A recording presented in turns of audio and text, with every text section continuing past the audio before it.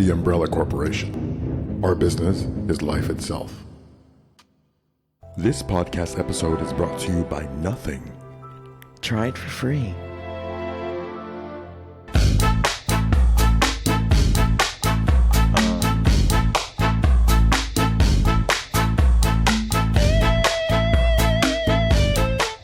And here we are with our guest, Drew. You know, the last name that I want to say after that is Barrymore, because that's the name that I've heard the most often with the name Drew. That's better than Nancy Drew. Yeah. I mean, Drew Barrymore at least has some recognition. Actually, with Carrie, we get Drew Carey a lot. Drew, okay. That makes it easiest to remember as a couple. Yeah, Drew Carey. Yeah. The comedian. Yeah, but I don't watch TV that much, so it doesn't... And nobody watches Drew Carey that much. So. No, and when I did watch TV, it was Drew Barrymore's time. Gotcha, okay. So, you know, for this camera being as crooked as it looks really straight right here. Maybe it's me that's crooked. You're from that. You're that poem from that man that they wrote a poem about the crooked man on the crooked hill and the crooked house. So, Drew, what books have you been reading lately? You were telling me about some books that you're reading. Oh yeah, I'm reading. George Orwell has a memoir out that I just started, and it's kind of interesting. Mm-hmm. The first chapter, short story, is about his childhood and going to boarding school, and then after that, he goes on to different topics. So that's the one. What's the name of it? I don't know. I actually just got it from my dad when he stopped by. I think that it's called... actually, he has several memoirs. Because I read the one called Down and Out in Paris and London. No, this is more of an essay, I think. Okay.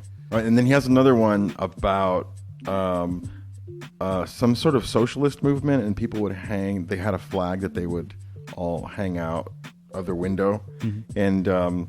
And that's how people would talk to each other, like people in unions and stuff like that. Oh, interesting. By flowers that they would put outside of their windowsill.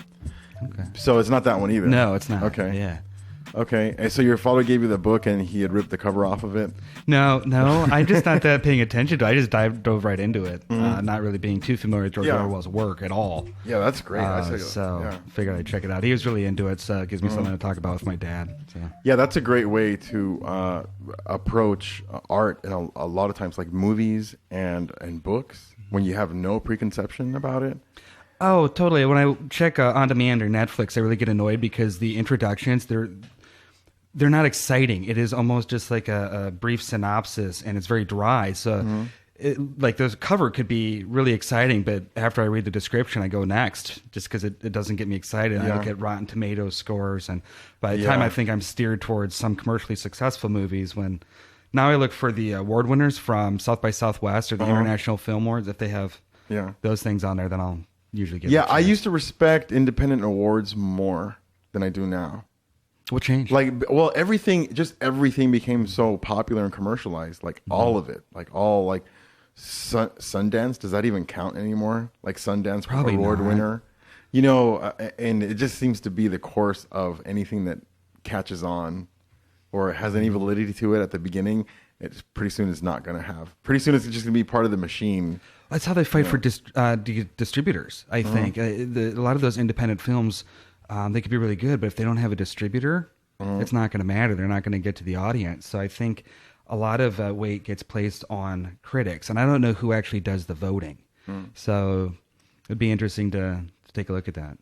Yeah, the voting does. You can look it up. Actually, they have a list of who does the voting, like on Sundance. Okay. Yeah. It's pretty familiar. Like it's not forefront knowledge, but you could find it. You know, and it's usually people in the industry, people who've done it, I think, year after year and things like that. And it's a big deal, though. The Sundance in Utah, I think it's in Utah. It's a really big deal. You know, so the book that you're reading is Orwell. You've never read an Orwell book? No, before? I haven't. I mean, I've seen. I'm surprised. Yeah. Well, it just never really crossed my mind. I didn't even really know he was that much of an author. I just knew him from the films. Yeah. Well, I'm kind of jealous because. You have like these great books that I already read, and I've only read 2 of his books. Okay. And but there's some great stuff to read. Like I felt that way about when I finished The Count of Monte Cristo. Okay, sure. Yeah. It's like somebody like if you haven't read that book, you have a great book to read. I think for me, a lot of it depends too on its ability to keep my attention span. There's a couple like Kurt Vonnegut. I really liked his wit and his sarcasm. So George Orwell's writing, from what I have read, kind of lends for me. It brings out that flavor a little bit. So See, I haven't read any Vonnegut. okay, I've read short stories, which is Sure. I can't really, it was not enough to, and I've read some of his critical writings. So he's very unhappy to me. Kurt he Vonnegut, is. Well, it's very dry and it's very sarcastic. he's just like,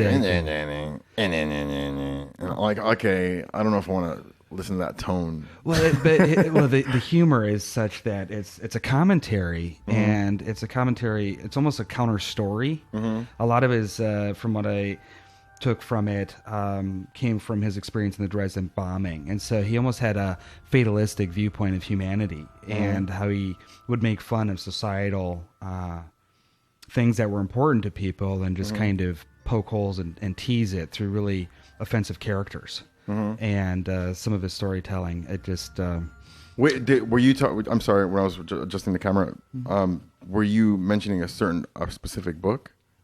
No, there's one character that stands out as Kilgore. Kilgore Trout was one of his. He was in several of his novels, and he's a certain type of character that's meant to either bring the protagonist grief or mischief, or he's just very much so an opportunist in a lot of ways, and so he kind of has these characters that will be throughout a lot of his writings that are pretty constant. So after a while of reading, they all start blurring into one another. Almost in a lot of ways have similar traits of previous novels. Vonnegut, he seems like very complex in his like political like worldview. Like I'm saying, I don't know that much about him, but he comes off that way to me. Like he has he entertains some like socialist ideas, but he's also has some libertarian ideas to him. And so I haven't. I look forward to reading some of his work. I have seen the movie Harrison Bergeron. Have you seen this movie? No, I haven't.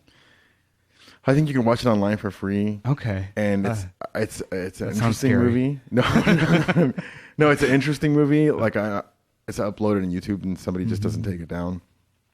But it's an interesting movie. It's about a future dystopian, I guess. Sure. Where there is a central control and people are not allowed to be better than each other. So everybody gets a handicap. Like if you're really smart, they go and they alter your brain, or they put this thing behind your ear that interrupts your thought process every now and then. And so everybody's equal. Yes, you never heard of that? No, but I'm thinking of Aldous Huxley or Camus or some of these other writers around the same time frame that seem to have a similar dystopian, or I don't know if it was a fear of communism or whatever it was that was driving it. But when you're talking about making everybody equal and the difference between equality and equanimity, I mean, people can be equal if you give everybody the same piece of equipment, but if certain people are able to use it more so than others, it could be, you can have equity but not equanimity.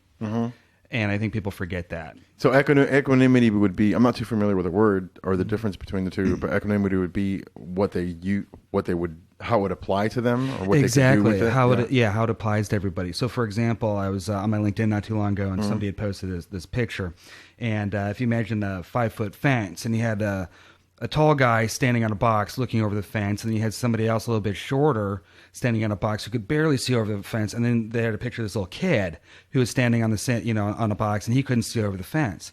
Well, it was equality because everybody had a box, but it wasn't equanimity because not everybody could see over the fence. Yeah.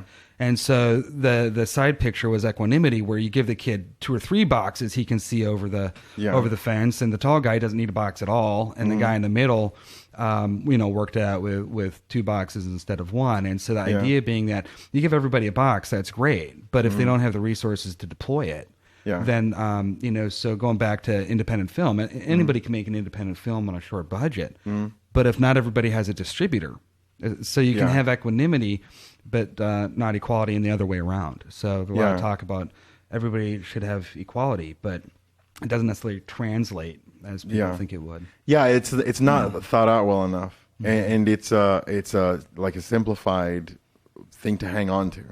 Like equality, yes, the idea is great.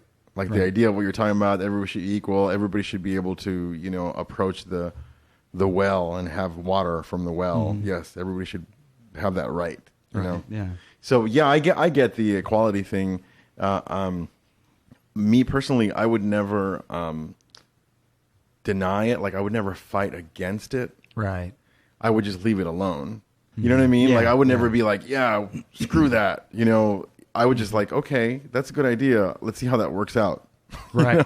Well, and I think there can be a moral hazard to it. I mean, I'm all for equality, but at the same time, it doesn't necessarily instill individual entrepreneurship in some ways, I think, because what would people be striving for other than just their own personal gratification or pleasure in doing something? Now, take a look at pharmaceuticals, for example, and how pharmaceutical agencies choose which drugs to develop, and they have boutique medications that make them a lot of money.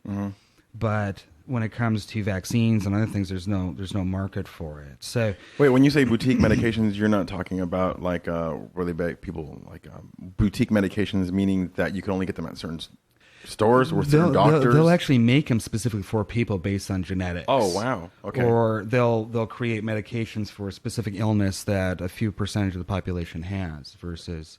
Do you have to be wealthy in order to have usually that? Okay. Yeah, one example is the medication that came out for hepatitis C. It's actually before there's so many different variations of hepatitis C, and they had some treatments for it but no cures. And a year or two or a few years ago, they came out with a cure. The problem is it's about $100,000 for the 3-month course. Wow.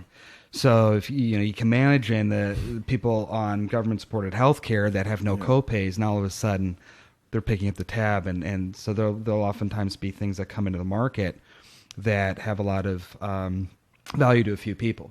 So the challenge then becomes, if everybody has equanimity and everybody pays the same amount or has the same access, then what incentive would somebody have to create a life-saving medication versus some Tylenol?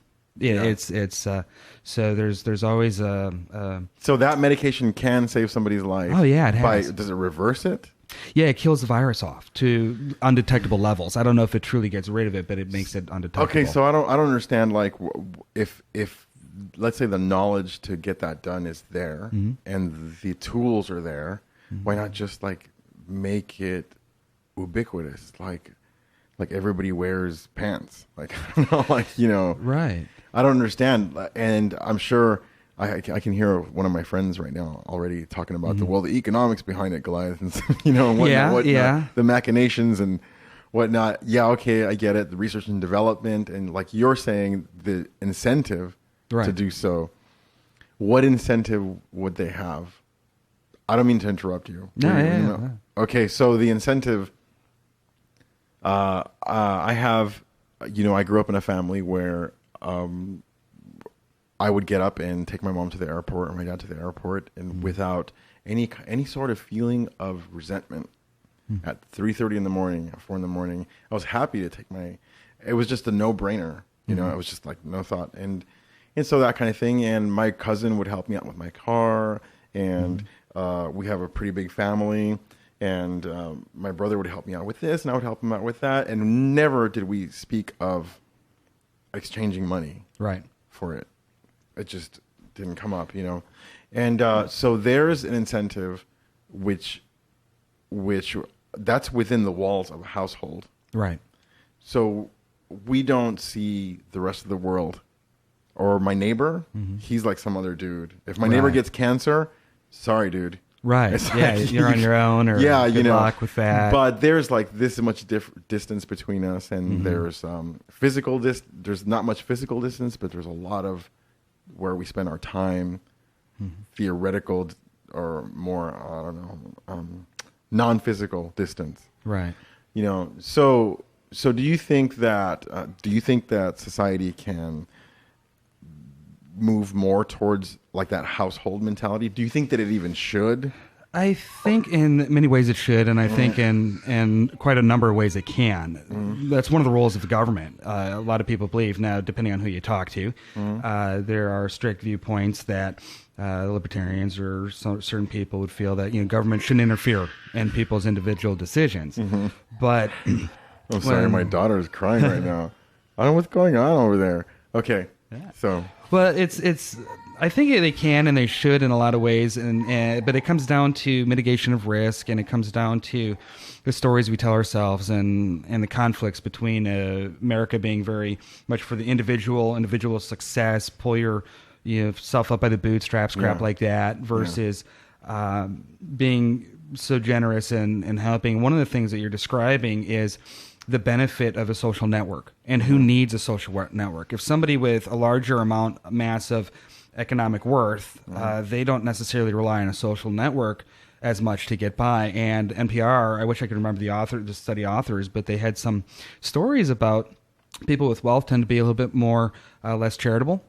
And people with less wealth ended up being a lot more interdependent. And it was really fascinating to me was because the thing with families is there's an unwritten agreement that because we're family, I'm going to get help when I need it. So I'm going to help you now, almost like an insurance, that we have this unspoken rule that when somebody needs something, we're going to be there because there's always a chance that those tables could turn. Yeah. Now, how do you create that sense of intimacy within a larger community without relying on a set of regulations and laws would be very tricky. And I think we do see that in politics and groups and where people decide to live, neighborhoods. So I think it's self-segregating in a way, but not in such an organized manner. Yeah. I mean, it's just I don't know how I would feel if I had a disease and there was a drug that I knew that was out there. And I didn't have the money for it, but I knew that if I could pay for this drug, I can live. Right. I don't know how I would feel. I mean, I would probably feel not good about that, And fortunately, where's some wood at?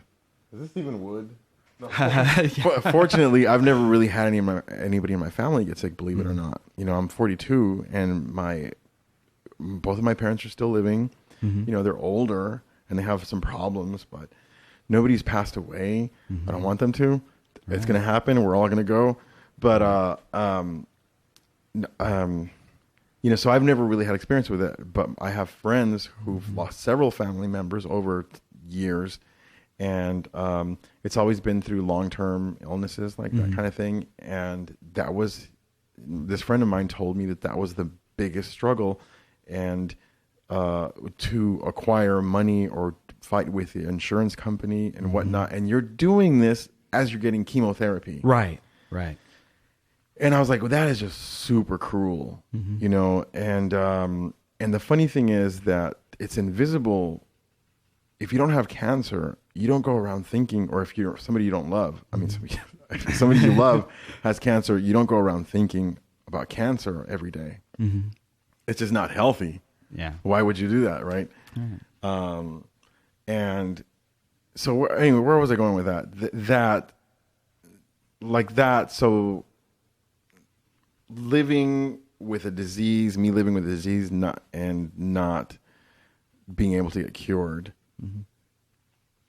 just because of money is. I hate to sound like a hippie, but it's cruel, And this is a world. It's a cutthroat world that we live in. It's a big bad world for big boys and big people, so to speak. Where if you can't deal with it, then I don't know, go somewhere else or like that. Like get out of here, hippie. Right. I don't want to live in that world. And people have a different starting point as well. I mean, the same analogy can be used to describe access to care. Certain demographics don't have as much access to quality health care. I see it every day in Black work. people. Yeah. Hispanics. Not so much the Asians. Not so much the Asians. Just going with the stereotypes there. Yeah. But there's always that access to care issue or education and knowledge about it. It's amazing to me the amount of things that people don't know in terms of their rights as a patient or as somebody with insurance. A lot of insurance companies throw up all these barriers, assuming that you're not going to appeal or you don't know the different government agencies you can complain to. And so there's that. There's the system that is set up to make it a pain in the ass. Additionally, you have these decisions being made that can be moral in nature, and that's something that is not often discussed. How do you moralistically decide who lives and who dies? It's true with transplants. Every day, people dying from a scarce resource, kidneys, hearts, lungs. They don't let you sell them. You can't sell organs, but it's such a rare resource. Not in this country. I think they should. You know, if you're going to have a capitalist society, I mean, why not? But they make it so that's such a scarce resource, and then how do you allocate it? And when I was with one health system, it was, well, how old are they? How much quality life is it going to give them? Do they have kids? You know, so you're much more likely to get a life-saving organ if you are probably around 45, 50 years old and you've got some kids that are in college that are dependent on you versus if you're 85 and they'll give you another 5 years, but you don't have any immediate family members that are alive and you're cooped up in some home somewhere. So at some point, somebody has to make a decision how resources are allocated. What I find really disturbing is being in this country with the GDP we have.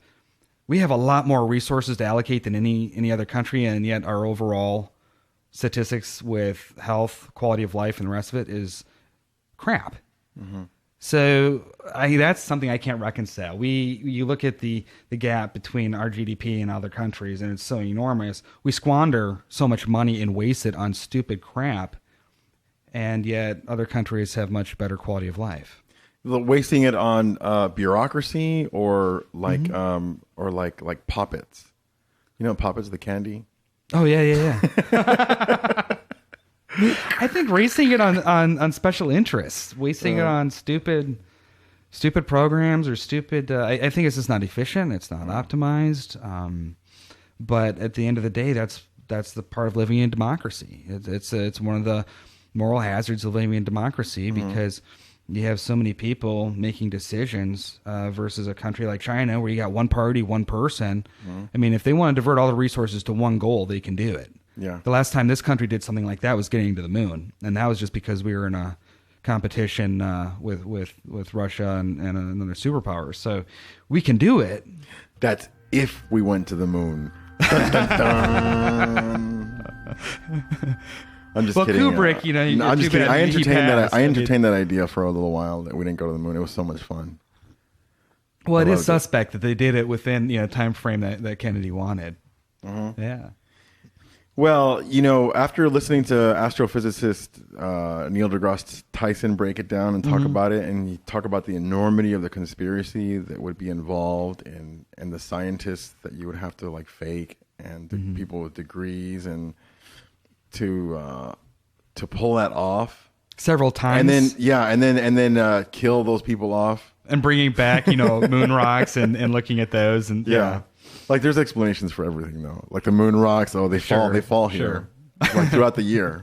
They fall to Earth throughout the year. That moon rocks. Really? Yeah. Oh yeah, they're just floating out there in space, and I kind of want me some now. Yeah, I don't know why. There's thousands. They fall every year. Moon rocks. Oh, I thought that was a satellite debris. No, and I think they fall. If I'm not mistaken, I think they fall in at the poles where the gravity is weaker or something like that. Okay, like things fall in through there. Sure. So I don't know. It must get rained down on a lot at the poles or something. So why the hell was I talking about that?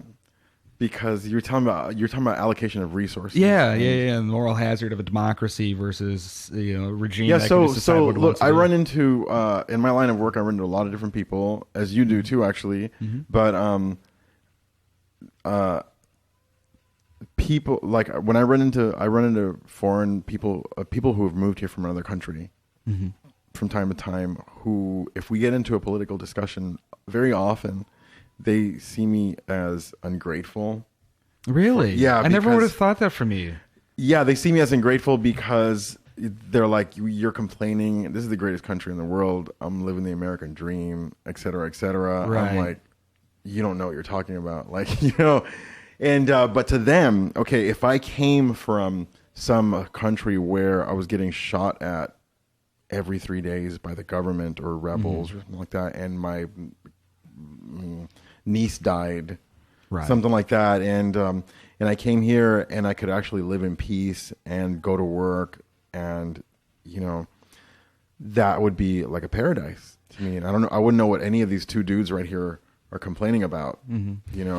I think the story of the American dream is an interesting concept. I mean, I'm sure there's some communities out there or some areas where they do feel like they're getting shot at by the government every day. They do feel like they're being harassed and not left in peace. And so it's dangerous to compare, but it's helpful because it gives a standard measuring spot or someplace to start. And I think there's such a disparity. So if somebody were to tell me that you don't have much to complain about, yeah, I could see that in comparison to where they're coming from. Syria. Yeah, or something right. like or where that, they're not right. coming from. Exactly. Yeah, Armenia. Right. And I know a lot of people that came here as refugees seeking, some sort of asylum for a lot of nasty shit. And, so in that respect, I could see where they would have those feelings or, you're ungrateful. And so I think it's how we talk about it and how we look at how we want that to continue. You start looking, at the monitoring that the government's doing and everything else. One could argue that that doesn't have the potential, to go ass end up at any time. Yeah. So, Yeah. but I'm going off. No, train. no, that's fine. But you mentioned the monitoring the government is doing. That's another big aspect of the time that we're living in right now. It's a big change. Maybe it's been going on, but we didn't know about it for sure. And but like that kind of. Do you think that's true though, or do you think that people knew, they just didn't want to know? I really think that people had faith in the government that over the course of the past 16 years, the view of America has been breaking down of that historic American dream, 1950s trajectory that it was coming from, that view of that it can do no wrong, that it's better than everybody else, has been breaking down for sure since September 11th.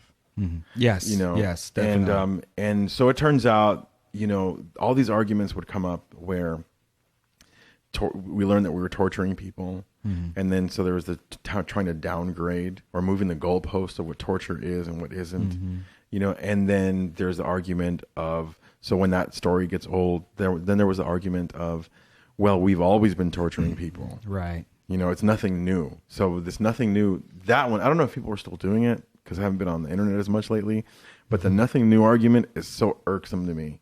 Why?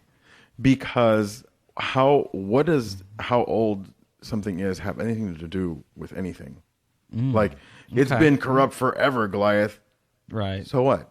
Like, I'm trying to address it right here. Like, why is it so, it's been this way since time immemorial. People status quo. I mean, really what you're describing is status quo, and people that upset or want to upset status quo are subversive, or they are renegades, or they're crazy militants out in the middle of, some BFE part of Idaho. They're people with a different idea of how they think the American story should go. And so anytime somebody tries to disrupt the status quo, I think it's easy to look back and say, yeah, it's always been that way. But things are always in transition, and we can look historical at different time frames with snapshots. But they were people living their lives just like we are today, so it was very fluid for them. Except they wore skirts, and people were feeding them grapes. Right. And they carried swords. You can't carry a sword. You can't carry a sword down the street. You can. You just will be shot. Yeah, so you can't. Or end up in a hospital. So when you were talking about the people in people in black neighborhoods and people in Hispanic neighborhoods or poor white neighborhoods who have but mostly black in the South neighborhoods, they have a different perspective. This person that I was talking to about the foreigner guy that was the foreigner guy, the guy who's living here from another country, and was telling me that I was ungrateful. Right. He was negating. That's exactly what got us on the topic, because he was talking about how these people just don't know how to utilize their. I'm like, yes, I know that. That's what I'm telling you. Right. And they grew up here. This part of society is that walled off from so much. Education wise and historically, it's just such a complex and enormous history that deserves a thick ass book on its own. Right. That just try to touch on the subject. If the guy hasn't peered into it, I'm not going to teach him anything. Right. Like in a year, because it's such a complex. Luckily, I went into the issue without any preconceptions, and I just learned about it. I didn't really make any judgments on people because I come from a minority culture, Right. like Chicano. Mm-hmm. My parents are from Mexico, and so yeah, I held off on forming any opinion, but the disparity, the inequality, the iniquity. I just learned that word. I'm sorry. I don't know how to say it. Yeah, is there. Mm-hmm. It's there. And so that translates, going back to the medicine, it goes even to that medicine, which is now just not about minorities. It's just about the financial status, like your financial ability to save your life if you can buy this medicine and whatnot. Well, and also whether or not the life is worth saving. And this is something Right. that very rarely gets talked about, and how these two issues can be access to care, access to resources, are actually can be tied together. I used to think, wow, I went through a free public education school system, and I'm doing all right. So why can't anybody else? It doesn't matter your background or where you live. Why can't you make that work? Yeah. Well, there's a lot of psychology with this too, and I can't remember if it was the good girl test or the good kid test, where they'd have minorities at the ages of 3 or 4. They'd have 2 dolls to choose from, one of one color, one of another, and say which one is the good girl. And invariably, all of the kids pointed at the white doll. Mm-hmm. So to watch that and how that actually impacts feelings of worth and of value, I think there's a really ingrained psychology to this. Yeah, it's it's frustrating to me. I have to take a deep breath because it's frustrating to me. The whole topic is a farce to me. Mm-hmm. Like race is a farce. Race doesn't exist. It has no basis on anything. It exists because of the history of this place. Mm-hmm. And somebody can go, oh, well, other countries have histories like that too. Yes, fine, whatever. But we're not talking about those countries. It exists because of the history of this place and how relevant race is, and but racially, like race is a farce because there's wealthy people who are black, and there's wealthy people who are Hispanics, and there's wealthy people who are Spaniards, and there's wealthy people who are Arabs, and there's wealthy people who are white, and there's people who are like, and I pointed at you when I said white, sorry, but the white thing is really weird to me too, because like where does like who designated, if somebody gets defensive, if I was strictly white, which I partially am, if I was, I can imagine myself, somebody's talking about white people, I would be like, okay, you're not talking about me. Oh, I never put Okay. myself into that. I never chose that category. I'm sorry. Like actually my ancestors are from Norway or from Northern Italy. I'm not white. White is like an American phenomenon. It is. Because I don't, when somebody says white, I'm not thinking Swiss, and I'm not thinking Germans, and I'm not, that's a different country. It's a different culture. It's like, it doesn't even mean the same thing. They don't want to have anything to do with you, like here, if you're identifying with white, that is. But, so, and then the black thing. So the only thing about race that has some legitimacy to me as scientifically studying that people have different abilities, mostly physically, than anything else. Yeah. You can find variations of that, and maybe you can get into nuances of like why Mexicans are such good workers, or why they like tortillas, or I don't know what, or whatever, or maybe you can get into the idea of that white people are supreme in their intellect because like I've heard, oh, otherwise why would they be on top? You know, it's like, or that kind of thing. But they haven't been. It's like this is a white influx throughout the history of man, because it used to be Egypt, and then it was Persia, and then it was China. Not in that order necessarily, but you see what I'm saying? And it's like there's this illusion of this race that's going on. Yeah, race and ethnicity are two completely separate things. And as you were talking about white, I'm thinking of the Irish and the Italian immigrants at different time periods in New York. I'm thinking of Polish, of the boroughs, of how they would beat the crap out of each other, or unions and the rest of it. And so people identify with a group, and it's something that I think is an important thing for people to do. Being part of the white majority, you kind of feel like everything is your group, like everything is yours. I can go anywhere I want. Yeah, like Steve Jobs' accomplishments, those are mine. Right. Those belong to me. Those are white people accomplishments. That's that. Yeah, exactly. Yeah. And so I can walk around thinking like, okay, I'm safe, I'm comfortable, I can do whatever I want. You know, being part of that white minority, and it's only rarely when I go into certain neighborhoods that I start getting a little self-conscious for being white. And so I think it's there where you have a confluence of where these different groups come together, or where they have a boundary that's shared. And one of the things that really strikes me is when, as a societal culture, a bigger context, we get smacked with the reality of it. It's really hard to deny a video of a guy on the ground being choked to death saying, "Stop, I can't breathe." You can't deny that. And so I think that's where it's starting to, for me, being part of the white majority, it's easy to not see things. Or not have to deal with things, because if you don't have to deal with it, it's not going to be on top of my mind. But when you start seeing or hearing certain things,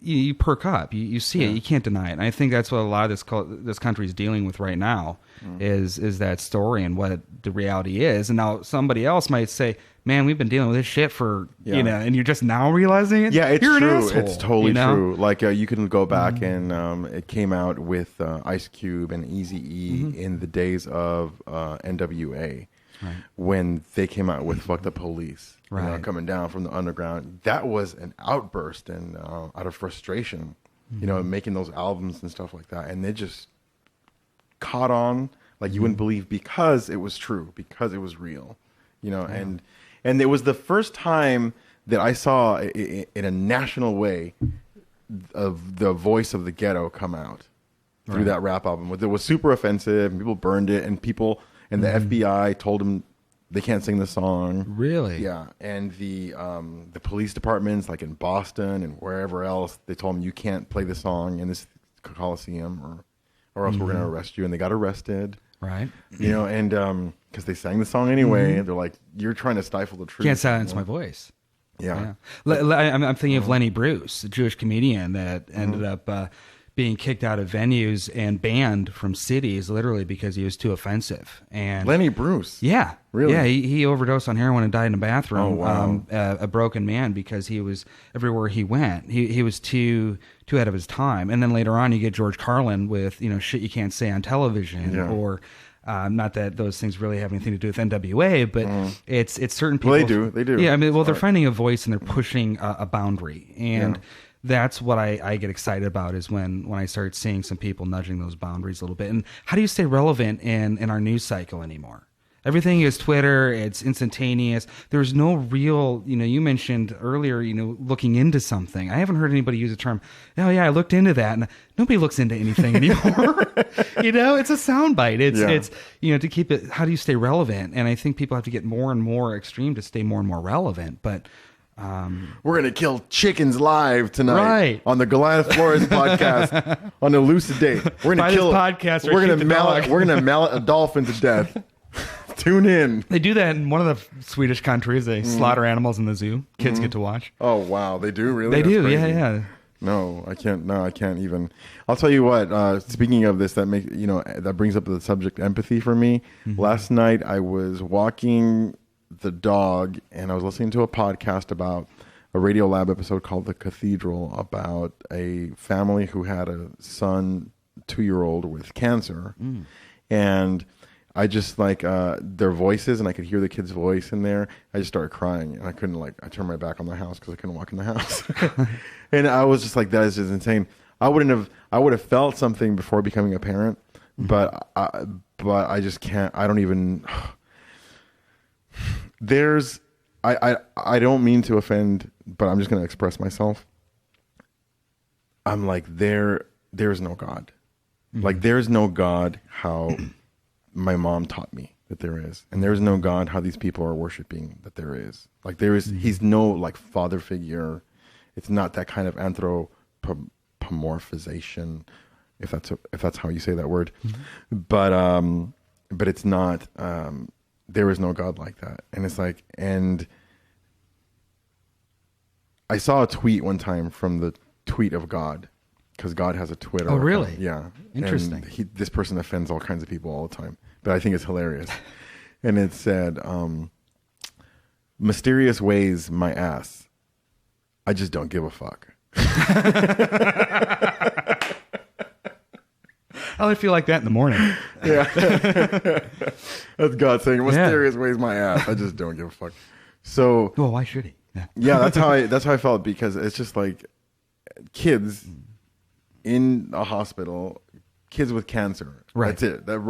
It just kills it for me right there. But what you're describing is another form of equanimity. And my wife was actually talking. She's into this Buddhist thing, and I listen. I try to get into it, but I don't practice. And she was listening to a podcast that they do a lot of different teachings and practitioners talking about different subjects. And she knows a lot more about it than I do. But she intrigued me with this topic of equanimity, because she was talking about when somebody can tap into an emotional experience of a broader nature that is outside of themselves. So what you were describing with that feeling is a form of equanimity, because he tapped into something. A larger Radiolab is putting on the show. Yeah. They probably intended to get some sort of emotional response from people, but the empathy that you were experiencing right there was an equanimity, because that family was experiencing the same. So there's a commonality there.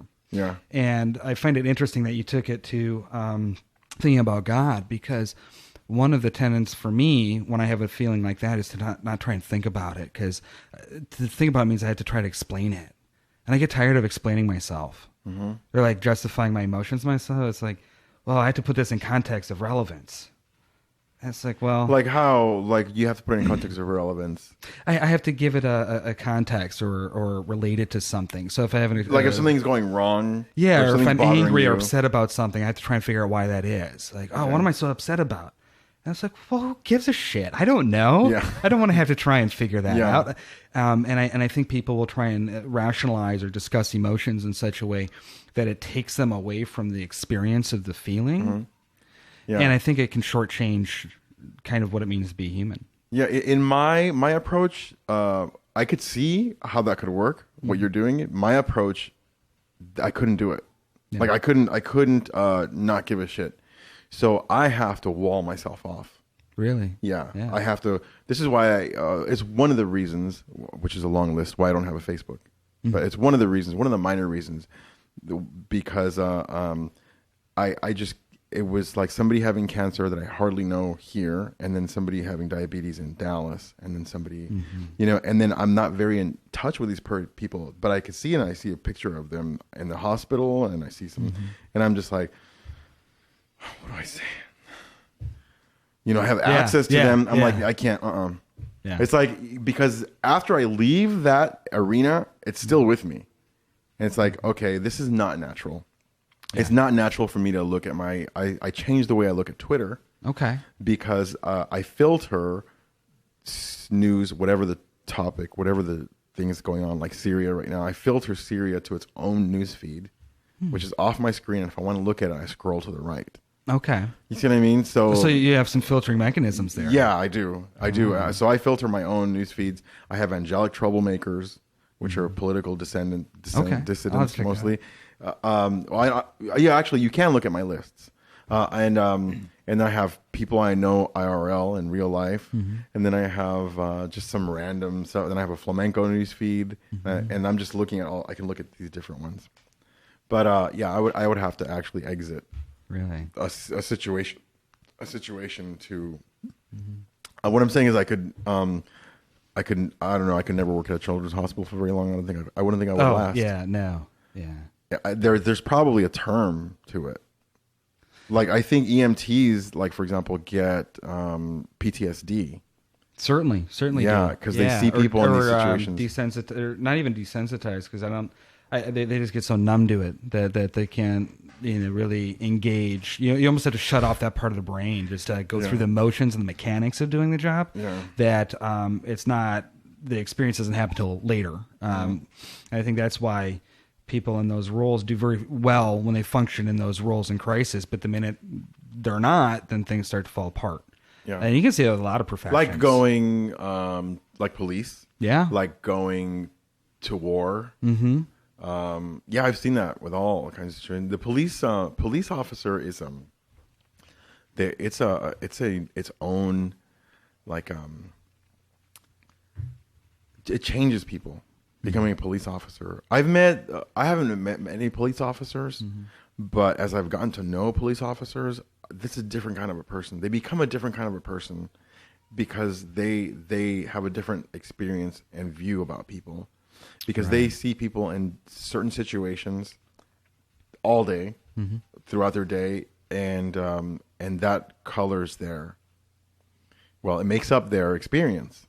Well, not only that, but there are some situations where they have protocols they have to follow. They don't get to make a decision about what's right in a lot of cases. They have to follow procedure. They have to apply the law, and the law is written, but it's applied differently given different situations. And so, yeah, I could see where people in those would have to lately, like you were talking about the I Can't Breathe situation, Eric Garner, I think is his name, and I'm surprised I remember, because I just couldn't pay attention to it anymore. Like I watched that video like once or twice or something like that, and I'm like, I can't do this. I just can't.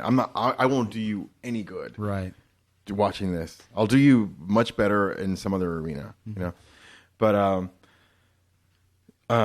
like that, like the police officers are kind of like a minority group themselves. I noticed, because when one police officer does something wrong, the national police force across the nation is colored by it. Yeah. It's the same thing as if there's a criminal who's African American, and that affects other African Americans when they're trying to get a loan at the bank. Mm-hmm.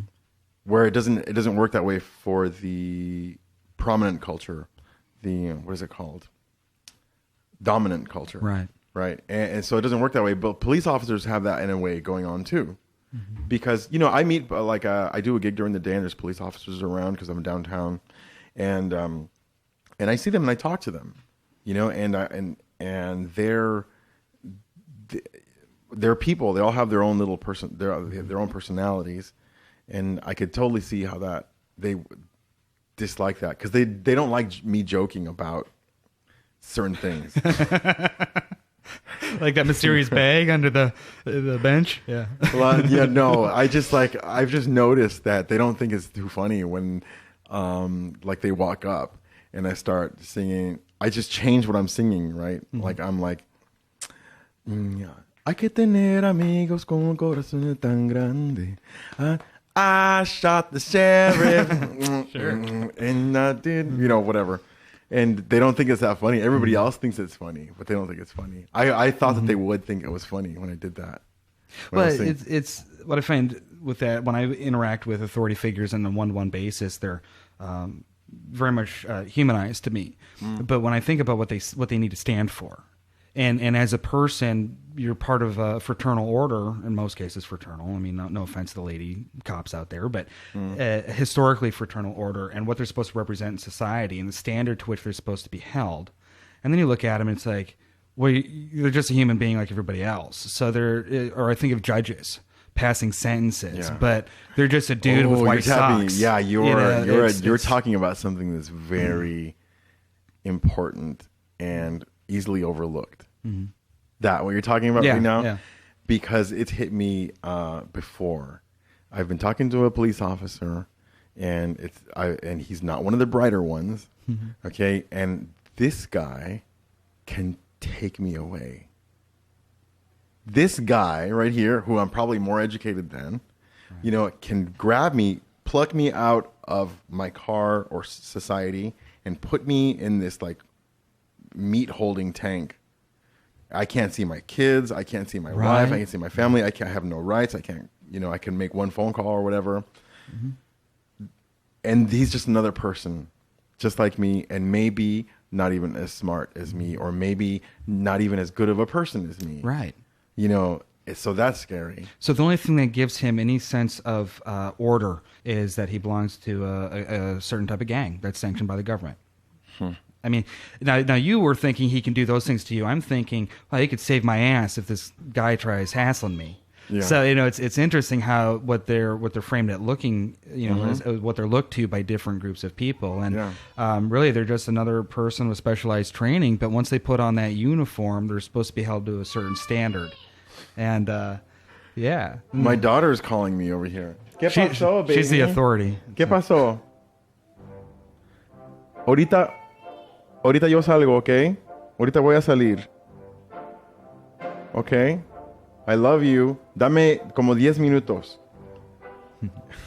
¿Dónde está tu mamá? Where's your mom? Your mom's supposed to be watching you right now. I'm going to have to let her in here. That could be fun. Yeah. I've done this before. Giving in to terrorists?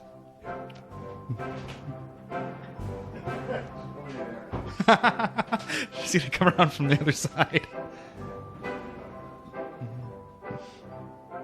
Oh!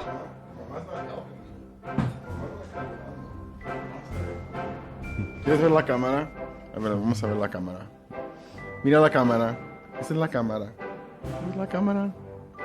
¿Te gusta la cámara? Ok, ¿ya? Ya vete con tu mamá. She thinks what we're doing is more interesting. Yeah. I don't know what they're doing over there. Hang on. Ya las vamos con tu mamá. Okay, maybe if she can be quiet, we can keep talking. Yeah. So, this is so distracting. So besides the police stuff, which is important, and kind of lost my train of thought. We were talking about dudes in why uniforms. over here. Yeah, so with sanctioned authority. Yeah, that's so like if somebody's trying to break into my house, I want them to come here right now and help me out. Right. That's great, and that's the positive aspect of it. But there is the negative aspect of it, and it doesn't take away from the positive, but it's there and it can't be negated, and it's a weird situation. I don't know where the police thing is going to go. Because if they have time to like ticket my car because it was sitting out there without a tag for too long, I'm like, why are you harassing me? Right. Like I'm not even, it's not even doing anything. It's things. Just sitting there. Right. Like because then it starts to feel like it's a organized crime group collecting money. Right. But maybe part of it though too is there's a certain fabric of expectation and rules and what makes us feel like we can walk down the street and not get randomly punched in the face or assaulted. I think there's a tacit understanding that in a lot of ways, I think they enforce a societal expectation or rules or laws of some sort that if they didn't do that... you said they enforce? Yeah, I mean, I think what would happen if they didn't do that? Yeah. Well, the thin blue line. Right. You're talking about the thin blue line now. I'm sorry. Excuse me one second. I need to take care of this over here. This is great.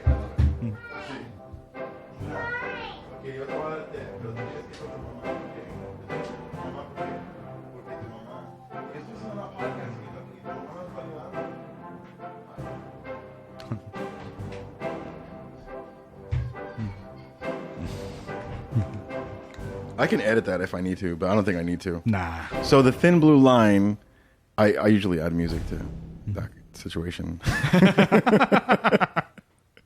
So the thin blue line is that's the, and for those who don't know, that is like a fraternal order or something like that. But it's a belief that without the police department, the whole society would fall apart. Mm-hmm. And it would be interesting. I would like to see like a city or a state try it and see what would happen. Yeah. Like without the police. Do you believe that that's true? Do you believe like if they all went on strike today that everything would just go apeshit?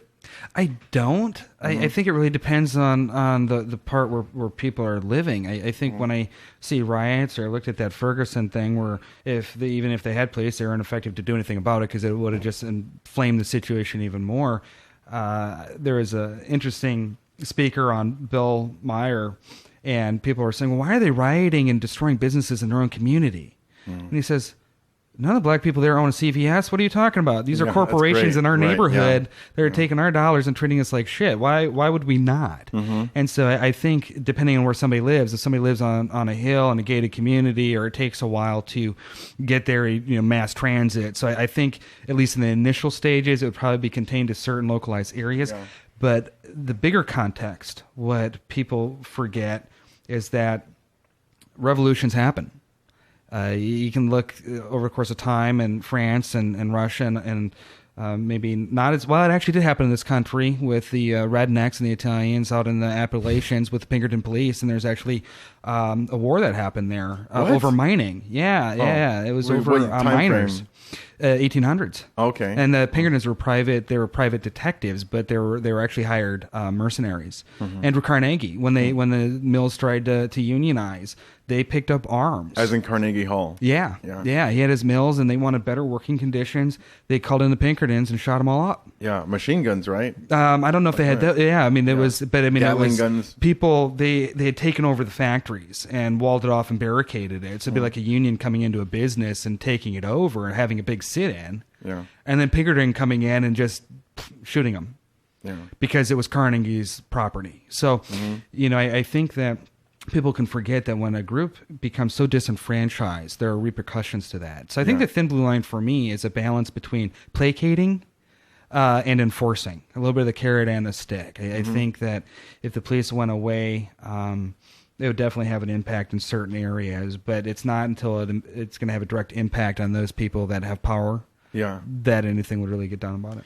Yeah, that makes sense. Yeah. Like as long as it's because if it's out of sight, out of mind, it's almost like human nature for it to be that way. Right. Like if it's not in your consciousness, then you're just not thinking about it. It's not your problem. Right. But like the thing you were saying, I think you said it was a lady who said that, well, why are they destroying buildings in their own community or businesses in their own community? That is like when something like that happens, it's two different Americas trying to compare one another to each other, because there's two different Americas. There's the white America that has been portrayed as in the 50s, but people pretend like that's all of America in the 50s, where there were still bodies hanging from trees and things like this, and people are like, we need to make America great again, that slogan, like make America great again. I'm like when? Like, I understand what you're talking about for a group of people. Right. But when? Like, when has this country ever lived up anywhere near to what its ideals were supposed to be, except for a group of people? So either when people are really like that, they're either racist and they want things to go back, they want things to regress, or they don't know what they're talking about. They don't realize the implications of what they're saying. When they're saying make America great again. I think it's a banner cry. I think it's a narrative that somebody is touting out there. What does it even mean? It's like, did you see those stickers printed by the Freemasons? If you look on that's what they're printed by. The ones that say "Stand up for America, be American." Have you ever seen this bumper sticker? No.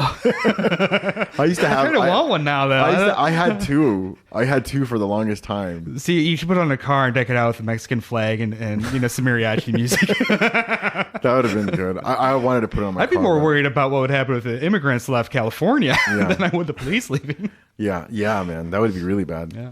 Yeah, there would be no more vegetables, no more fruits. Nobody's house would be getting cleaned. You'd have no more sausage, no more pork, no more tortas, tortas, none of that kind of stuff. No, nobody to blame. That's the worst. Right. That'd be the worst. But yeah, man, this is some great stuff. I want to talk about if you have something else to say about that topic. No, I want to talk about how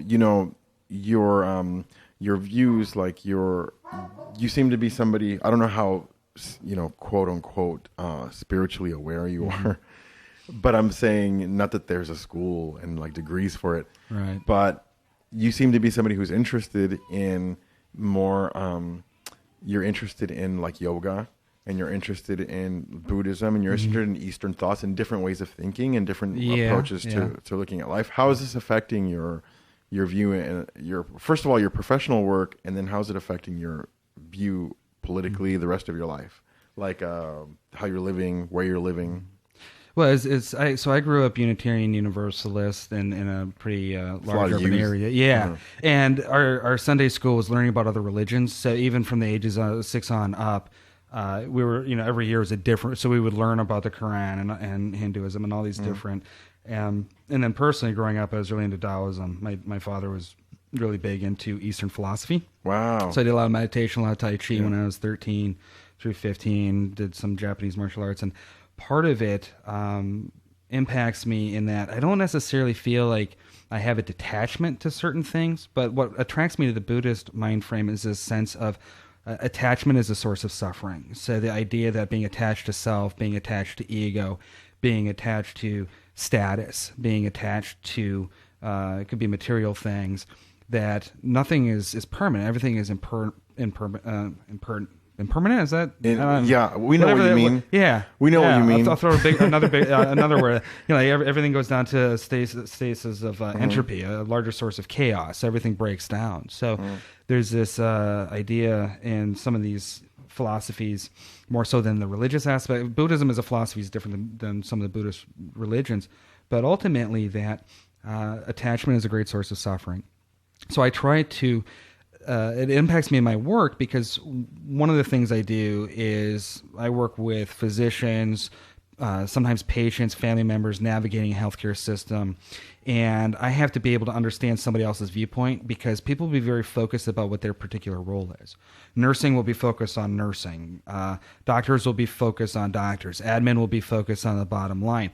And what blows my mind is that we're all here for the same reason, hopefully, which is to take care of patients. And people can lose sight of the bigger by just focusing in on their scope. So they may not understand that something that's going to be a big burden to them to have to do in the grand scheme of things is better for the organization, the patient overall. And so that's where I find that I don't get attached to. If somebody has a good idea, a better idea, I run with it. I do not have to own anything. So, if I prefer not to be the smartest person in the room. That actually really annoys me. Because you're right. I just, okay. Yeah. I would rather.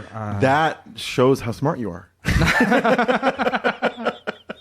I didn't have a phrase for it until my wife was telling me about Alec Baldwin. Here. Yeah, it's a race to the bottom here, folks. Yeah. My wife was talking to me about that after a podcast with Alec Baldwin or some other stuff about not being the smartest person in the room, and that's a catchphrase that's gone on in business now for a while. But part of it is true that. So I think in that way, it's really helped my relationships at work, being able to understand other people's viewpoints and being able to talk to them in a frame of mind that they understand. Globally, it's kind of when you're working with patients in the situation. What kind of situation are you talking about? Like, what kind of situation are you in? With patients, it could be or their outcomes, family members. Family members, it could be end of life decisions, or it could be placement decisions. I have to wait. So, for example, especially with our older patients, and it's time for them to go into a home for the first time. Now, the families they don't necessarily. They talk about it, but nobody's ever prepared for it. Yeah. Or you might have a one family member that flies in out of nowhere that hasn't really engaged with the family, and all of a sudden, because they're the oldest one, they feel the responsibility. So you're dealing with a system. And so in working with a system, and then working with the autonomy. So for me, it's the old standard triangle of a person's autonomy versus beneficence and doing no harm, and then kind of mitigating risk and making sure that you're balancing the needs of the many and the rights of the individual. Yeah. And so dad may not want to go into a home, but for his safety, it's the best thing to do. Family. Yeah, because you work in mental health. Correct. Yeah. And I could see all kinds of, holy crap, I could see all kinds of difficult individual situations that would need to be addressed. Not, you can't just like have a blanket solution for everything. Right. Take, here's your instructions. Take these meds. If you're still inflamed in a day, come back to the ED. Yeah, no, it's this person at times lacks capacity to make decisions and legally does not have the competence. So, at that point, you have somebody else deciding what happens for somebody else, and we really take seriously autonomy and people's rights. If you were ever institutionalized, and do you think that you can convince the staff that you didn't belong there? I'm not sure I would want to.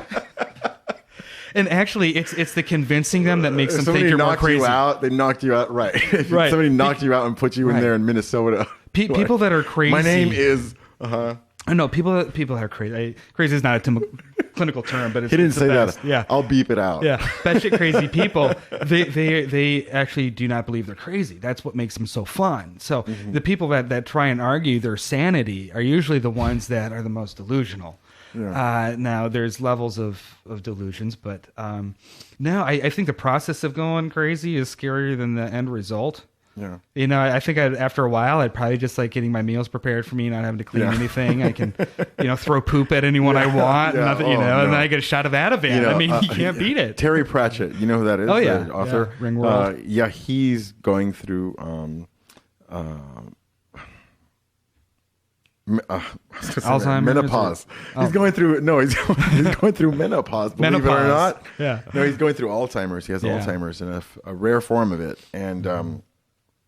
and he has a recent talk that he gave. You should probably check out, or you should probably check out the listener, because it's really good. It's very it's moving. It's not overly sensitive, like how do I put it to you? It's not overly sentimental. Right. It's very good. It brings up some really great points about the medical system concerning Alzheimer's and whatnot. And I thought it was great. It was funny. It makes you laugh. I'll definitely check that. I read his most recent books that was co-authored, and I could see it. You had to have him co-authored. Yeah. Oh yeah.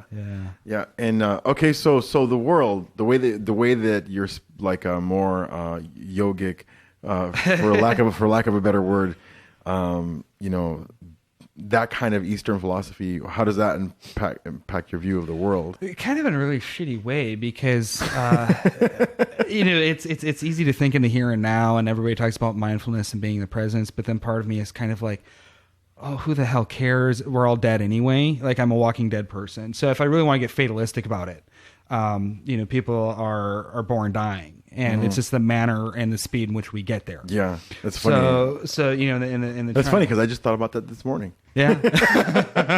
For me, it's always in the morning. So I don't know why. And certain cultures, especially longer ones. Now, it's harder being an American because we've only been around for 200 I don't know how many years it's been. It's been a blink in the eye. 20 years. 20 years? Okay. Yeah. It's been a blink of an eye compared to, say, China. Now, you look at some demographics and groups and cultures, and they think in centuries. Or they think in generations. What they're doing today is not for them, but for future generations, or these grand schemes. So, for me, I vacillate between, this fatalistic kind of like, well, what's the point of doing anything at all, or striving, or putting in effort towards anything, if it's at the end nobody's going to give a shit and it doesn't amount to squat.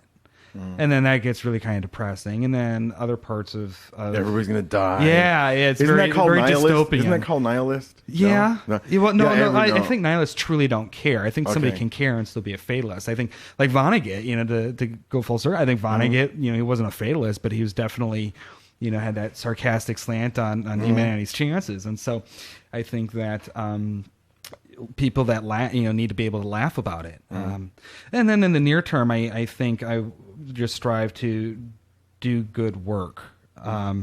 It doesn't have to be good things, but whatever I'm going to do, I want to do it well, or at least put in that effort, and not be a dick to people in most cases, or just try and I like how you said in most cases. Sometimes it happens, and I'm okay with that. I don't. Yeah, that's great, man. That's a great quality to have. You have to be okay with that kind of stuff. I agree with that too.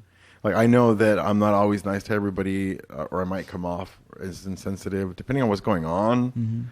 I might be somewhere, like standing in line, just rude, real short with somebody, or, whatever, I don't know. maybe a clerk. Mm-hmm. You know, I used to go out of my way to not be that way. Oh yeah, really. Yeah, but it was just too much. It's effort. Too much effort. It was too much Mm-hmm. effort as I got older and more responsibilities settled on me. I was just like, you know what? You're going to have to think I'm a dick today. Right. And besides, the part that wants you to not think that I'm an asshole is a egotistical side. Correct. Yeah, it's a front or it's saving an expectation. face. Like I'm trying to save face with, look, no, you're not going to like me. This person, not everybody can like me. And nor should they. In my opinion, I don't think it's at work I have to play, people play politics at work, or you have to appear a certain way. I have to wear suits there.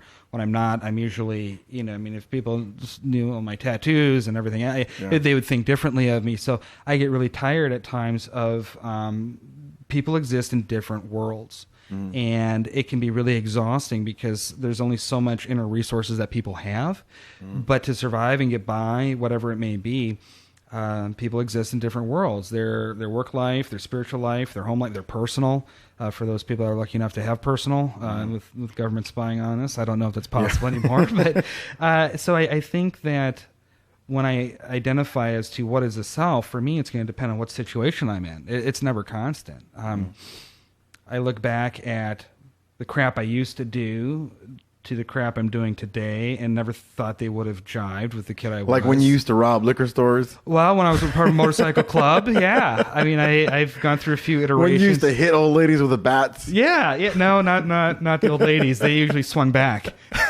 Their purse with a brick in it. They were too vigilant for me. I always went for easier pickings. But so I think people navigate in and out of this, and it's exhausting. And I think for me, intimacy is important, and one of the ways people establish intimacy is where they don't have to put a lot of resources towards behaving any way other than they are. And I think people try and fight their own nature.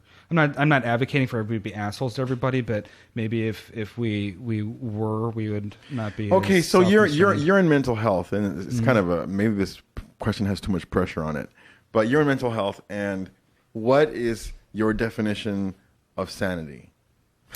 Like, how do you define sanity? Wow, that is a really tough question. Okay, I just thought of it right now. That's good. That's good. I'm going to try and think of an answer right now. Yeah. You don't have to answer it. Fuck that question. Well, no. It's a good. But the problem is I tend to answer questions like that with more questions, and it can be very. Yeah, you can do that. I have a rule that you can answer questions with questions. Oh, that's a nice rule. That's right. Yeah. People look at me funny because they think I'm just trying to be evasive, but I think that sanity is really going to be viewed by different people for different things. I mean, we were talking earlier, and I think rich people that are crazy are called eccentric and tolerated. Sanity, I think, is only defined by the opposite. I mean, really, to define sanity, it's really only defined by insanity. It's kind of like light and dark, or nothing and something. It's only defined by its opposite. Right. For example, it's not insane. Right. It's not insane that like 75% of the food at the grocery store, not to make this about food or anything like that, but it has sugar in it. Right. Okay.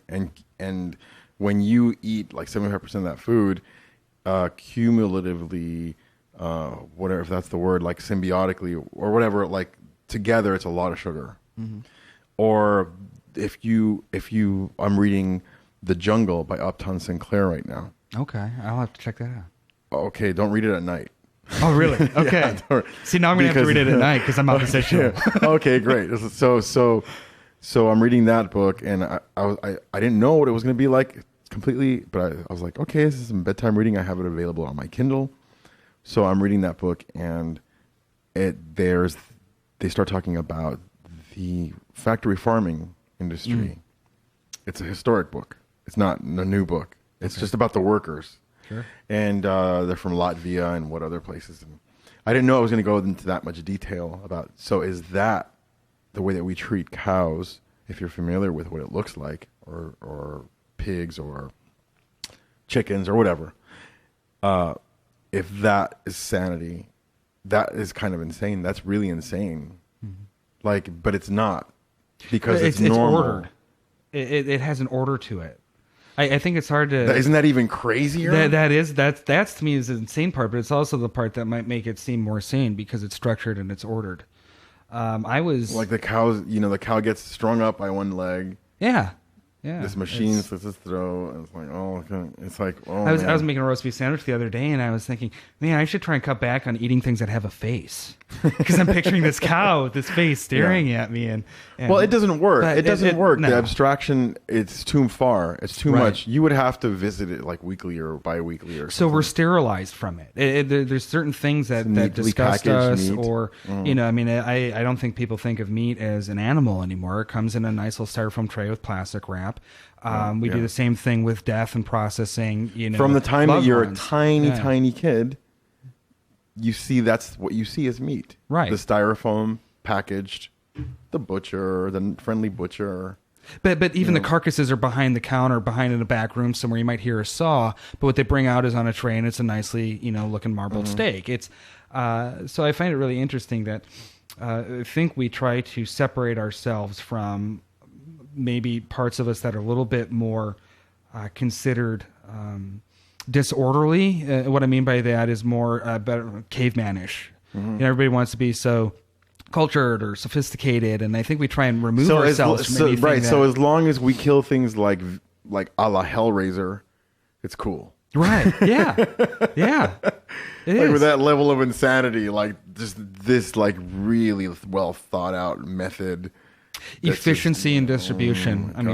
We would all be hosed without refrigeration. So the question I asked you doesn't really have an answer, because the answer is however you answer, right? So yeah, it's in the context. It's just like you could take anybody's viewpoint, and as long as we don't villainize, don't play the victim, and don't act all helpless and hopeless, we can rationalize and make things make sense. And this is why people that are in psychosis, I don't necessarily try and argue. What is psychosis?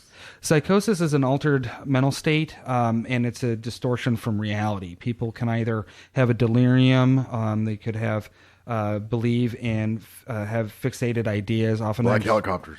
Yeah, religious, thought insertion, thought broadcasting. I'm Jesus. He's twittering. What do they call that? Twatting, twatter. I don't know. But they. Yeah, so they have an altered reality and a fixed delusion where they believe certain untrue. Now, who defines truth? I'm the president. Right. Yeah, or they think they have all this money or that. Now, I was in one facility, and this cracked me up because we had a delusional psychotic patient that was convinced the FBI was after him. I kid you not, 3 days later, the FBI shows up on my unit with their guns. And it turns out that this guy was just hiding from the authorities. Wow, that's great. Here we thought he was psychotic with a fixed delusion. That's amazing. Yeah. And we've had one patient that, Secret Service showed up because he had put in a threat to kill President Obama. And after he was medicated and the psychosis had gone away, he said, I don't know why I did that. I voted for the guy. So, but to that person, they are completely sane. So I think for me, it depends on in the rules in which we operate. Okay, tell me a prominent person who's in a position of power or celebrity that is insane, but people don't realize it because of their power or their... Who's crazy? Donald Trump. Well, he's definitely got narcissistic personality disorder if I've ever seen one. Well, I'll tell you of one. Like, for example, I'm not trying to talk shit. I love everybody, but Tom Cruise. Tom Cruise is pretty crazy. And so many celebrities. I have not really hung out with celebrities. I've hung out with people who've hung out with celebrities. Mm-hmm. And from what I've heard from these people, take it with a grain of salt or, a whole container full, is, consistently the celebrities are really whacked. Like people who have a lot of fame, like one of the, I don't want to name any names now, but like, for example, a prominent musician and who's still alive today and it's been historically there, actors who go back and forth between sadness and joy, and like things that happen to people like Robin Williams, right? Or the guy who he died from a heroin overdose or something. Belushi? Hoffman.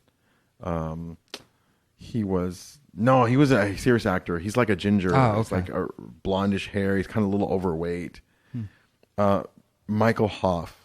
I can't remember. Oh, his name. it's Philip Seymour. Philip Seymour. Hoffman. Yeah, Philip Seymour Hoffman. Yeah, okay. Yeah, like him. Like, he's got all of this celebrity, and just imagine he's living in New York, in Manhattan.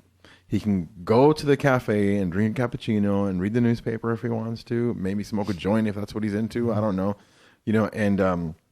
But no, he's going to be like really in some dark place in his like basement or something, Right. And this is what's going to happen to him. And he was clean for a long time and then relapsed. Yeah. I understand that, like, for example, in his case, it's a substance abuse issue, but that is, depending on how you see it, like the way that I see it, a substance abuse issue is a symptom of something else. Sure. And that's a widely held belief on that. There's certain people that might have a predisposition, but with Which certain is rare. celebrities, yes. Yeah. And then you have things like bipolar or extreme fluctuations, Or being in the insane position of celebrity, if you can imagine. or protected in celebrity. I mean, imagine all the people you're surrounded by that handle your finances, that just get you whatever you want, and Yeah. then And yes people men. start believing. And at the end of the day, they're just another human being in a suit, just Yeah. like the cops. I mean, they have access and they have resources. And the other thing that makes it more prominent is they don't have to suffer the consequences that others do. If I acted a certain way, I'm going to lose my job. But what better job is it to be a musician or an actor or another artist where you don't have to keep regular hours? Yeah. You don't have to be beholden to a boss. Yeah. You might have a publisher or distributor and a some sort of target date that you can move at your leisure once you have become so prominent. And so there's certain risk factors. How people use the drugs, the context, their social life. And so I think substances, while it is a mental health issue and a mental health disorder, they're so overlapping that the way these drugs work, all drugs, it's an on or off switch. People like their uppers or their downers. Yeah. And that also impacts mood. It impacts So- depression, mania. A lot of people feel creative when they're manic. Yeah. Yeah. So there's what I've heard thrown around many times over the past several years is that drugs are actually a social health issue. Like, instead of a legal, like, it's got nothing to do with the police. Right. It's got nothing to do with like arresting people because they were doing cocaine. It's not that kind of issue. It's not a criminal issue. It's a social health issue. What do you think about that? You think it's it makes sense, right? Yeah, it does. I think the war on drugs is a complete crock of shit. I think it was set up in a time frame that if you look at when certain laws were passed, whether it was the stamp tax for marijuana, it all had to do with immigration. What we had with the marijuana and the taxes on marijuana had to do with Mexican immigration. You had a crackdown on opium that had to do with the Chinese. Wait, are you talking about like influx. 1919 situation? Yes. Yeah. Okay. Yeah, I mean, this goes way far back. Chinese immigration with opium. And then Hearst. Right. So And the all paper. of all of this stuff, our war on drugs, so to speak, in my opinion, is a war on immigration and other, them mentalities and fear mongering. When you actually look at the prohibition, a lot of the prohibitionist ladies out there were drinking laudanum and opium, and heroin was in a catalog. And Bayer Aspirin Company made heroin as a treatment for morphine addiction. Yeah. And morphine addiction didn't hit until the Civil War. Up until then, you just bled out on the battlefield and were miserable. Wow. Yeah. So you had all these post-Civil War veterans addicted to morphine and cocaine. All this shit was legal. Yeah. Well up into the early 20s, and if not beyond that. And so really, the people that get addicted are going to get addicted, and those that aren't, aren't. So Gabor Mate, you're familiar with Gabor Mate? He's his specialty is addiction. Okay. And he works out of Canada. He's Canadian. Oh, did he have a clinic or a community that he was Yeah, he's involved experimented with things like psilocybin, and he's experimented with psilocybin I have trying heard to of get him. people off. Well, he said something. He said, he goes, if cocaine was addictive, he goes, then instead of 5% or 5 people out of 100 getting addicted, then it would be something more like 98. Sure. Right? It wouldn't be like 5% of 100, that would get addicted So I think that there are certain drugs that, if used repeatedly in certain frames, everybody will get addicted. I mean, if I was strapped down and injected with heroin day in and day out for 3 months, I'm going to have a physical dependence for it no matter what. Right, because of your receptors. Correct. Yeah. And the saturation and over time. So we're talking about two different types of addiction. There's a physical dependence that can develop, just like, you drink enough alcohol, you're going to end up having the shakes. And then there's other types of addiction. And I think for me, the social factor is a significant one. Those 5 people out of that 100 probably don't have as much of a social fabric or foundation of intimacy with others. At the end of the day, a reason not to get high.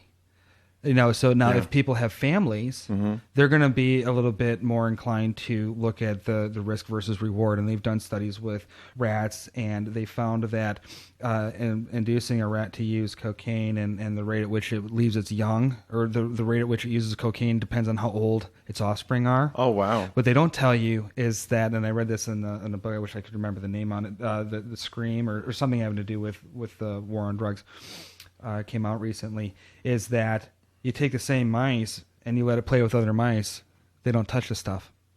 So even people that have access to it, or in this case, rats that have access to it, won't touch it if they have other rats to play with. Yeah. So it's almost, what is the compulsion that drives someone to use and their access to it? Yeah, it's got to be, well, first of all, it could be just, I don't know what the fuck I'm doing. I'm just doing it because my friends are doing it. It could be that, right? Yeah. It could just be that. And that could get you off into that direction, which for me, I've never done any heavy drugs at all or anything like that. But what got me like dabbling like in weed and that kind of thing was basically that. I grew up in the ghetto, and sorry, Mom, I grew up in the ghetto, and that's what people did, and it was popular. And my peers and people that I looked up to started doing it, and whatnot. And then now I haven't smoked marijuana in sorry, Dad. In a long time, but I when I look back at it in retrospect, I don't have any dogmas. I think it's great. I think people should do it if they want to. It's like coffee, whatever. Right. But when I look back to myself personally, I can honestly say, and I've thought about this hard, I don't think I've really had a good time ever. Like everything that I did, I would have probably liked it better if I was not high when I was watching this movie, because I don't even remember the movie. Right. And the way that it affects me, the whole time I was busy wrangling with the difference in my chemistry. Yeah, and perceptions. And I'm like, this is exhausting because I'm like trying to hang on to like what you're talking about right now, and I just can't, And then people are like, "Oh, it makes me more aware." No, like no, more creative. No, you were just like using all of your. No, me personally, I'm sorry, I can't say you, but I'm just using all of my resources to focus on the freaking thing that I'm trying to do right now. Therefore, nothing else can fit. You know what I mean? Mm-hmm. So yeah. But I think that all substance. I think that everything is a substance. I think that garlic is a substance, and kale and food is a huge drug. Water, everything will affect you a different way. You eat a big ass piece of pie, it's going to affect you a certain way. Right. So everything is a substance. You just have to know when and how to use it and for what purpose. Like beer. Yeah. Like I drink beer at night because it's great. It tastes good. Right. It doesn't taste good. If it didn't have alcohol in it, I wouldn't drink it. Really? So the alcoholic would go for the higher octane proof stuff.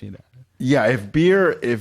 I'm saying if alcohol, like wine and beer and whiskey, if they didn't get me drunk or buzzed, I'm not going to drink them. I'm going to drink a sweet tea or something. Yeah. Okay. Well, I mean, that's, yeah. O'Doul's. I'm not drinking O'Doul's. It's too much effort. All that bloat for no gain. You got to drink all those O'Doul's because it has like 0.1% or something. Less than that, I think. Yeah. Less than that. Mm-hmm. Yeah. No way. Well, and it's all, everything can be a vice. It all depends on how much it impacts your daily functioning. Yeah. At what point does it start impacting family, friends, ability to Some people function? want it to. Right. Some people just want to check out. Sometimes their reality is more frustrating than their escape routes. Mm-hmm. My dog is barking right now. So there's a lot to talk about with you, man.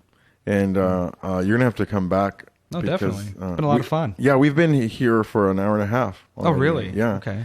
Yeah, and People usually shut me up after a half hour, so this is no. nice. Well, I used to do 3-hour episodes, but it's just like I don't know.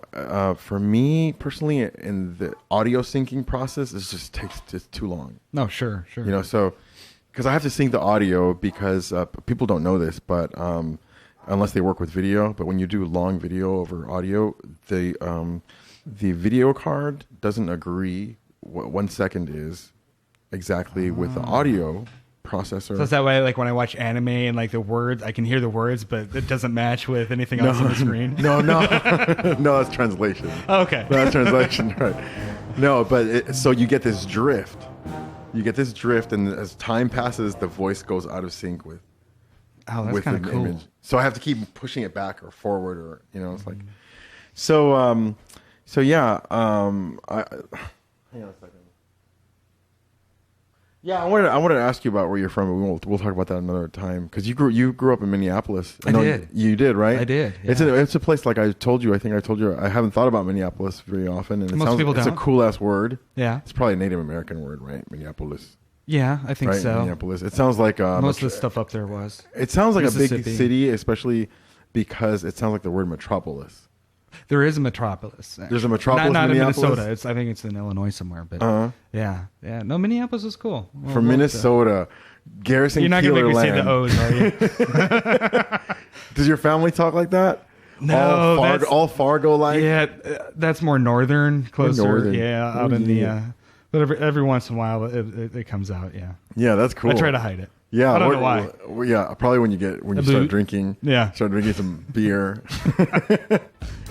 Okay, cool, man. Thank you for coming on the show. Thanks for having me. And I'm gonna stop unless there's something you want to talk about right now. No, I'm 3, good. 2, 1. Okay. All right, we're out.